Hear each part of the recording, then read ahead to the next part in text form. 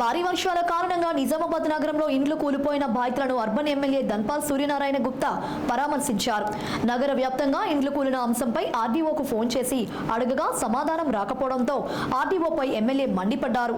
నష్టపోయిన బాధిత కుటుంబాలను ఆర్థికంగా ఆదుకోవాలని ఆదేశించారు.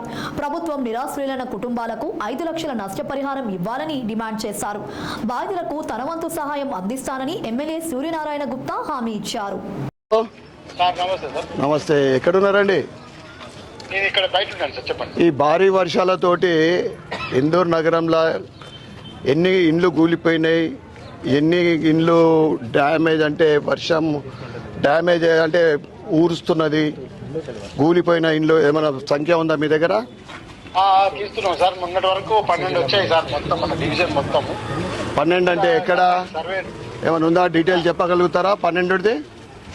సార్ మనకు డిచ్చిపల్లిలో 3 వచ్చాయి సార్, సిటీ నుంచి ఒక 3 వచ్చాయి, తర్వాత సిరికొండలో ఒక 5 వచ్చాయి సార్. అంటే మీకు కంప్లైంట్ చేయాలని వాళ్ళకి ఐడియా ఉండాలి కదా, వాళ్ళకి మెసేజ్ ఎట్లుంటే చెప్పండి. లేదు, వాళ్ళు జస్ట్ ఎంఆర్ఓ అడిగినా ఎంఆర్ఓ మాకు పంపిస్తారు సార్, డైరెక్ట్ నాకే ఇవ్వాల్సిన పని లేదు.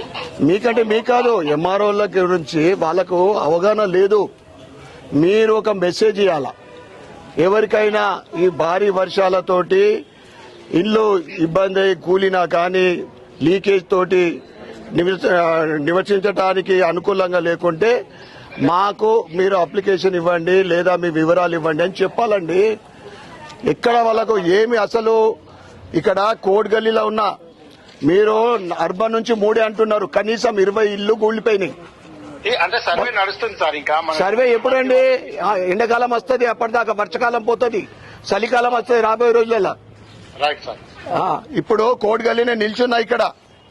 Okay sir. ఏంటో మీరు సాయం ఎంత చేస్తారు సార్? పార్ట్లీ దాంట్లో పార్ట్లీ ఫుల్లీ ఉంటుంది సార్. అవును, పార్ట్లీ అంటే మినిమము వాళ్ళకు ఊరుస్తున్నది ఉండటానికి అనుకూలంగా లేదు. దానికి ఎంత ఇస్తారు?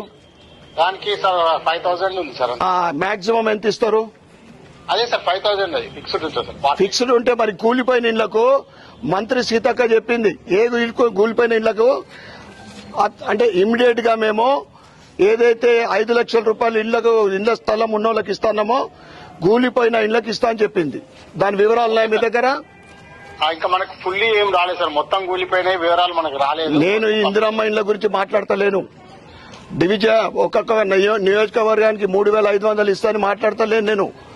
ఇప్పుడు వర్షకాలంలో ఈ కూలిపోయిన ఇళ్లు ఉంటే ఇమ్మీడియట్ గా మేము 5 లక్షల రూపాయలు ఇస్తా అని చెప్పింది. దాని వివరాలు తెలుసుకోండి మీరు. Okay sir.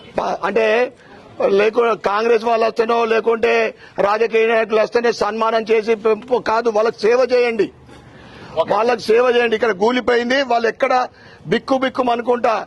ఆయన ఒక యువకుడు, గణేష్ మండపం ఒక నిర్వాహకుడు ఆయన ఇప్పుడు ఎటు ఆయనకు తోచకుండా ఆయన ఫ్యామిలీ తోటి ఆయన పరిస్థితి చూస్తే ఇప్పుడు ఆయన తట్టుకోగలుగుతాడు, వాళ్ళ ఫ్యామిలీ తట్టుకుంటారా?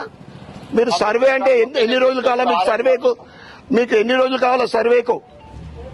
వర్షాలు తగ్గిపోయినాయి, ఇలా మొత్తం క్లియర్ గా నైట్ వరకు నాకు రిపోర్ట్ ఇవ్వండి, నాకు అప్డేట్ చేయండి. ఎన్ని ఇండ్లు కూలిపోయినాయో, ఏ ఏరియాలో కూలిపోయిందో మీరు ఎంఆర్ఓలకు ఇద్దరికి చెప్తారా, ఇంకా ఎవరికి పురామయిస్తా టీం పంపించేసి నాకు అప్డేట్ రిపోర్ట్ ఇవ్వాలా.